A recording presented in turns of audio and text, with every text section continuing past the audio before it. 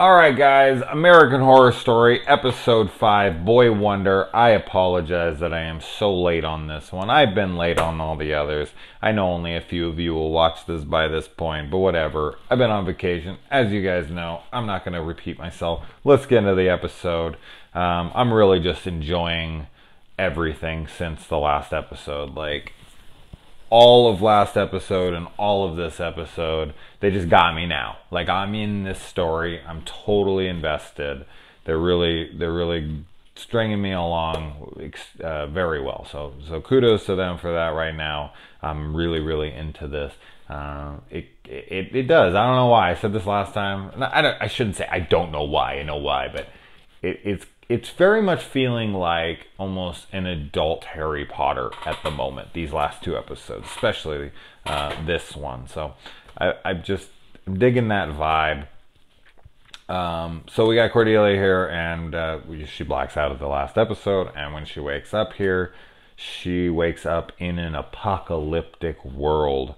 And I pretty much figured this was a vision, but I was like, oh my god, did she actually black out until the apocalypse? Maybe this would explain like why she was unable to stop Michael. But no, she's just in a vision that she saw, but she didn't know what to take from it. Like, if I don't give up my position, will this happen? Like, am I being stubborn? Is he supposed to be? But like later on, obviously spoilers. I mean, I don't even know if I need to say that anymore, but regardless.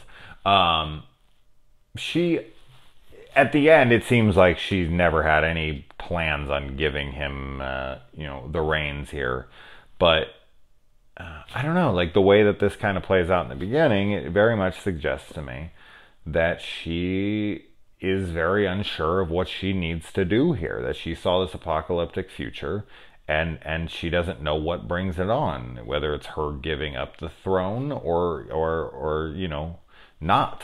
So, as I said, she does play it off like this was like, I was never going to give it to him. I just needed to see how powerful he was. And I really liked that scene because it made a lot of sense when she came up and she was like, don't worry, girls.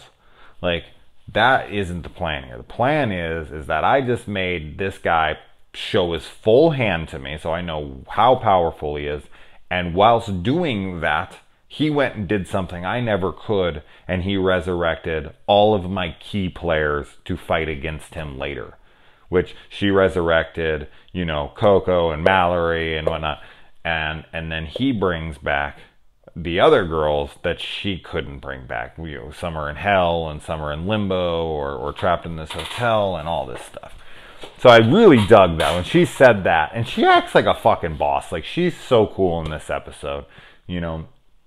When she's going up against that guy and he's like trying to threaten her, get into her face, and she's like, don't think for a second that I can't just snap your fucking trachea and let you bleed out. Like, you're a peon. Like, I humor you guys because I'm trying to be a good Supreme, but I don't need to deal with your shit. So get out of my way, you peasant.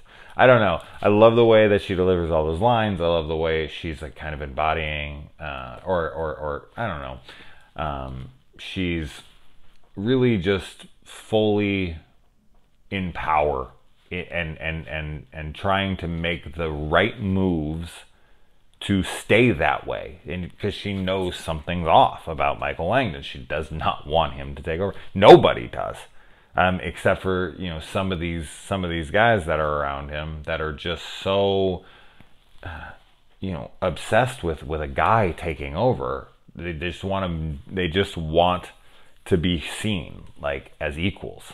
And here's this guy who's even more powerful than Cordelia is, and they're just so excited over that they can't even see through it. But outside of them, like, everyone pretty much instantaneously knows that this guy is not good, and Cordelia is obviously on board with that. And you got every one of these guys has their different ability. Coco has the ability to sense danger, which we kind of learn in this. And then we've also got Misty, who she brings back, and she has this power to Now, I don't know about resurrect. She does. She's bringing this frog back and back and back and back. I mean, that's her hell. What a fucking nightmare that thing is. I love when Langdon comes down there after she's had to cut this thing open, kept this thing open. Then he just, takes a scalpel or whatever, and he cuts the guy right up the seam, and his guts spill out, and he falls over. And then it cuts back away, and then it cuts back to that scene, and we see all these kids kind of throw their heads back, eyes wide out, and they start like speaking in this demonic tongue to their savior. I mean, to their freaking Lord, especially. 'Cause this guy's the son of the devil, right? He's the Antichrist, or he's the devil himself, however you want to view that. But they're just kind of like these demons that are there to punish. And when he enters the room, they're just like throwing their heads back and clucking, like just they're sensing their master, and they're showing such. So I don't know, that was really creepy as shit. There's some real good horror in here. I had talked about in the last few episodes, like not the last one, but a lot of the first few. I was like, I don't really feel much horror going on in these outside of the apocalypse. But this one and some of the last one and stuff, I thought there was really cool, creepy ass shit in these. And it isn't just shoehorned, it actually serves a purpose to the story, so that's great. Seeing the 6 wonders, I mean, it's the 7 wonders, yes, but we see him perform 6 of the wonders in this like old school, early 1900s film, like in a little block. I don't know what the hell that kind of film is, what that's called, but that was cool. It was an interesting way to do it. Not really sure why it was done like that. I don't know what kind of purpose it served. It didn't. It was just an artistic thing to do. I liked it, but it was just kind of like, okay, interesting. That's one way to do it.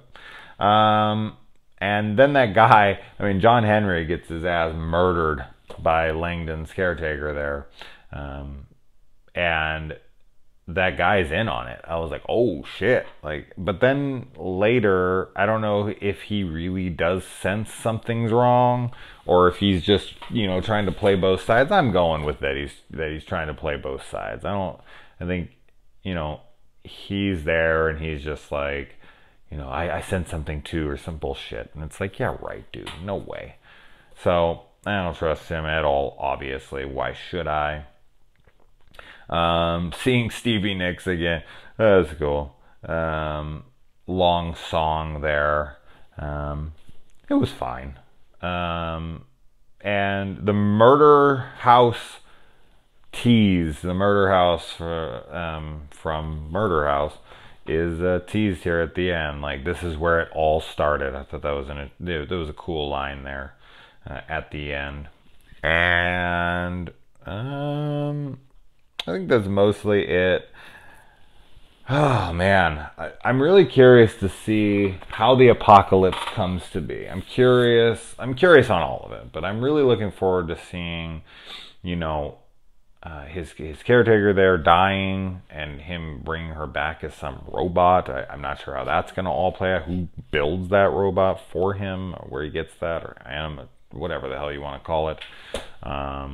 How the apocalypse comes to be, where the hell the witches were during that. I mean, 18 months passes before they finally get to that old witch warlock school for boys or whatever.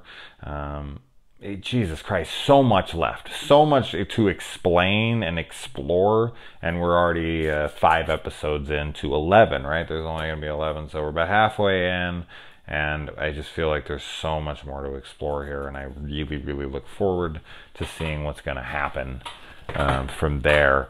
I don't really have. I mean, I thought that was interesting that Mallory and Michael seem to parallel each other pretty well. She has the ability to bring people back, and so does he, or at least living creatures. She's able to take that deer and not only like reverse its wounds, but completely bring it back to life. And he's able to drop down into hell and bring someone back from a part that no one has ever been able to recover anyone from. And they're like, it's a suicide mission. This is bullshit. No one has ever had to do this before. You're getting absurd with this. So he's unbelievably powerful. But as we see, Mallory is the first person to ever really challenge him and surprise him. So she